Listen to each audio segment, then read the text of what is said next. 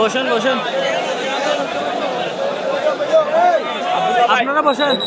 আসসালামু আলাইকুম ওয়া রাহমাতুল্লাহ। এখানে দাঁড়িয়ে আমাকে মুজিবুর রহমান আজাদ সাহেব জিজ্ঞেস করলেন আপনারা কেমন আছেন। আলহামদুলিল্লাহ। জিজ্ঞেস করার কথা ছিল অন্যরা কেন আসবো, আমারটা উনি বলে ফেলছেন, তাই ওনারটা আমি বললাম। আবার জিজ্ঞেস করে কেমন আছেন আপনারা। আলহামদুলিল্লাহ। এটা তীব্র বোধে ভালো আছেন। আলহামদুলিল্লাহ। আপনারা এখানে বৈষম্য দেখতে পান না? আপনারা বৈষম্যহীন সমাজ চান? বৈষম্যহীন সমাজ একটা চান? আপনারা চান? ইনারা বসে আছেন স্টেজের মধ্যে, উপরে আছে সামিয়ানা, ভালো চেয়ার, আপনারা রোদের মধ্যে, এটা বৈষম্য হল না? কই আওয়াজ তুললেন না? আওয়াজ তুলে বলতে আমরা এই বৈষম্য মানি না।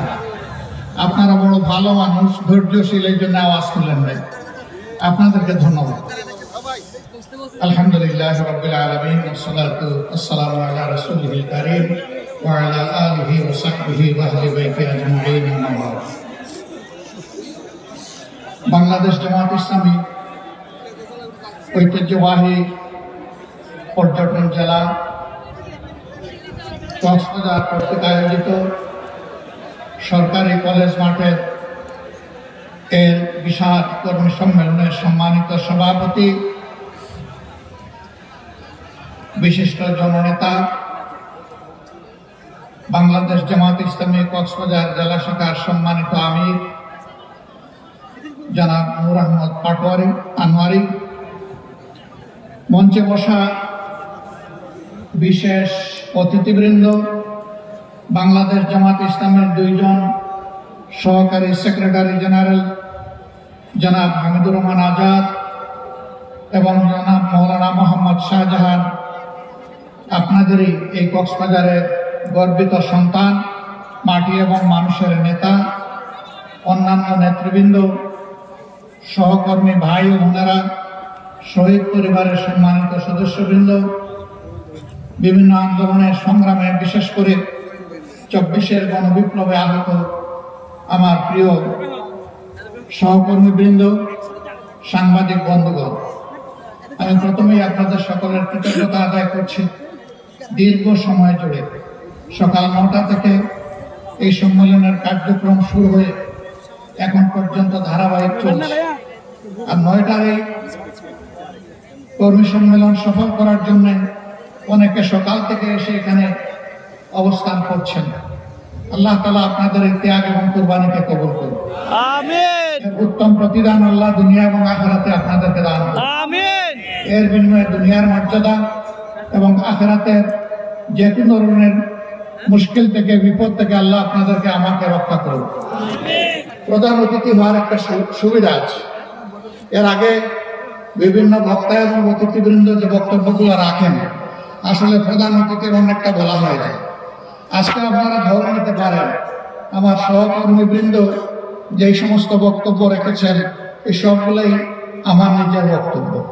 তারপরেও যেহেতু এখানে এসেছি, সংক্ষেপে দুই একটি কথা বলে আমরা বিদায় নেব, আপনাদেরকে আর বেশি কষ্ট দেব না ইনশাআল্লাহ। সম্মানিত ভাইয়েরা, এই দেশটা আমাদের সকলের। দেশকে আমরা বিশ্বাস করি, দেশের সকল বৈধ মর্যাদাবান নাগরিক ভালোবাসে। আমরা স্বাধীনতার পরে এক এক করে 54 বছর অতিক্রম করেছি। এই জাতির অনেক প্রত্যাশা ছিল। বিশ্বের বিভিন্ন দেশ স্বাধীনতা অর্জন করার পরে দ্রুততম সময়ের মধ্যে তারা মাথা উঁচু করে দাঁড়িয়েছে। আমরা সেরকম মাথা উঁচু করে দাঁড়াবো, এটা ছিল আমাদের আশা। কিন্তু বাস্তবে সে আশা অনেক ক্ষেত্রেই পূরণ হয়নি। আমি যদি বলি যে একেবারেই পূরণ হয়নি, তাহলে কথাটা সত্য হবে না।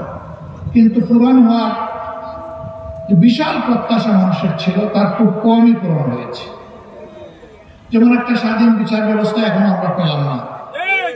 আমার আগে আমার ভাই বলে গেছেন, উনি হাইকোর্ট বলেছেন, আসলে হাইকোর্ট না, উনি সুপ্রিম কোর্ট, সর্বোচ্চ আদালতের বিচারক। তিনি সেই আদালতের এজলাসে বসেই বলেছেন, আমি একজন শপথবদ্ধ রাজনীতিবিদ। আমরা জানতাম ছাত্র জীবনে তিনি নিষিদ্ধ ঘোষিত বর্তমানে যে সংগঠন ছাত্রলীগ তার একজন ক্যাডার ছিলেন। এরপরে তিনি ওই সংগঠন থেকে বের হয়ে আরেকটি বিদ্রোহী সংগঠন বাকশাল ছাত্রলীগের ক্যাডার ছিলেন। কিন্তু আমরা ধারণা করেছিলাম বিচারের আসনে বসার পরে তারা বিচারকের আচরণ করবে।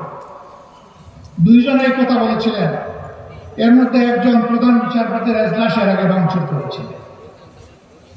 তারা তখন আইনজীবী ছিলেন, আইনের অঙ্গনে এসে বেআইনি কাজ শুরু করেন না। প্রধান বিচারপতির এজলাস ভাঙচুর করা, তার দরজায় লাথি দেওয়ার মানে হচ্ছে বিচারের গায়ে লাথি দেওয়া। আওয়ামী লীগ তাদেরকে সুপ্রিম কোর্টের বিচারক বানিয়েছিল। এদের কাছ থেকে জনগণ বিচার পাবে না, এটাই স্বাভাবিক। তাই ও বিচারের শিকার হয়ে আমাদের 11 জন কলিজার টুকরা শীর্ষ নেতৃবৃন্দ তারা দুনিয়া থেকে বিদায় নিয়েছে। কাউকে ফাঁসিতে ঝুলানো হয়েছে, কাউকে মৃত্যুর দিকে ঠেলে দেওয়া হয়েছে। আল্লামা গোলাম আযম রাহিমাহুল্লাহ থেকে শুরু করে আল্লামা দিলাওয়ার হোসেন সাঈদী পর্যন্ত সকলকে তাদেরকে ঠান্ডা মাথায় বিচারের নামে হত্যা করা হয়েছে। আল্লাহ তাআলা সকল সুকর্ম এবং অপকর্মের পাওনা যথাযথভাবে এই মানুষকে একটা জায়গায় পরিপূর্ণভাবে দেবেন। সূরা জিলজালের শেষ 2 আয়াতে আল্লাহ এটা ঘোষণা করেছেন, ফামান ইয়ামাল মিসকালা যাররাতিন খায়রান ইয়ারা ওয়া মান ইয়ামাল মিসকালা যাররাতিন শাররান ইয়ারা।